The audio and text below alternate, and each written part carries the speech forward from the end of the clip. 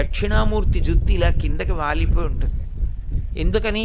ఏమీ కదలకుండా తనలో తాను రమిస్తూ ఉంటాడు. అందుకే జుత్తు కిందకి వాలిపోతుంది. పరమశాంతమూర్తి, ఎంత ప్రశాంతంగానో ఉంటాడు. అందుకే అంతటి భైరవుడు ఆయన యందు శాంతమూర్తిగా అణిగిపోతాడు. ఇంత వేగంగా కదిలే నటరాజస్వామి ఆయన యందు అణిగిపోతాడు.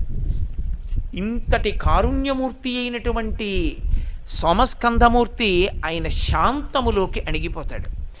ఇన్ని అణిగిపోయేటటువంటి స్వరూపం దక్షిణామూర్తి యొక్క స్వరూపం.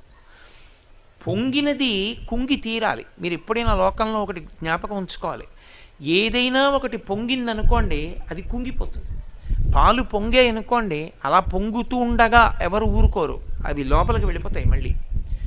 అలాగే మనసులో సంతోషం పొంగిందనుకోండి, అలా ఏం ఉండిపోడు, వెనక్కి వెళ్ళిపోతుంది, కుంగిపోతుంది. ఒక నది పొంగిందనుకోండి, కుంగిపోతుంది, వెనక్కి వెళ్ళిపోతుంది. పొంగినది కుంగుతుంది.